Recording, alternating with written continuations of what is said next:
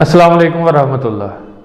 खुला बिनत हकीम रज़ी अल्लाह ताला अन्हा बयान करती हैं कि नबी अलैहिस्सलाम ने फरमाया कि जिस आदमी ने किसी जगह पड़ाव किया, किसी जगह ठहरता कोई आदमी, तो उसके बाद ये कलमात पढ़ता है जो स्क्रीन पर नज़र आ रहे हैं।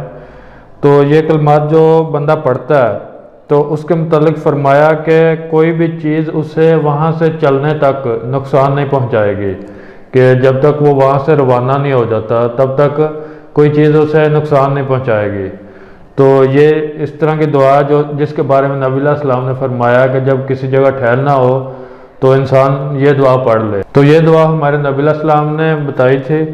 तो उसके मुतल्लिक एक इमाम है, इमाम अबुल अब्बास अहमद बिन उमर रहमतुल्लाह अलैह, वो फरमाते हैं कि ये हदीस जो है ये बिल्कुल सच्ची है।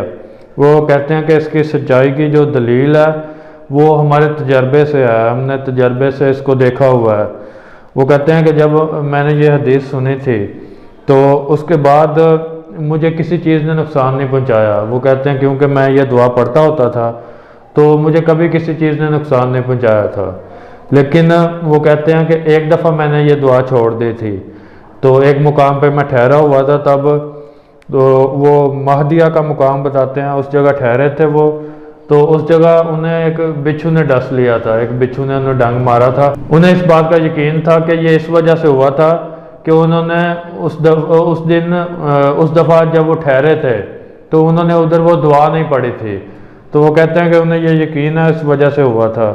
नहीं तो कहते हैं कि कभी भी उन्हें कोई मुसीबत जो है वो नहीं पहुंची थी, कोई भी नुकसान नहीं हुआ था जब से उन्होंने ये हदीस सुनी थी और ये दुआ पढ़ना शुरू की थी। तो इस हदीस और इस वाक़या से हमें एक बहुत अच्छी दुआ का पता चलता है कि जिसको पढ़ने से हमें किसी भी जगह ठहरते हुए उसको पढ़ने से हम हर मुसीबत और परेशानी से बचे रहेंगे, नुकसान से बचे रहेंगे। तो ये थी आज की वीडियो। मिलेंगे इंशाल्लाह नेक्स्ट वीडियो के साथ। अस्सलाम वालेकुम वरहमतुल्लाह।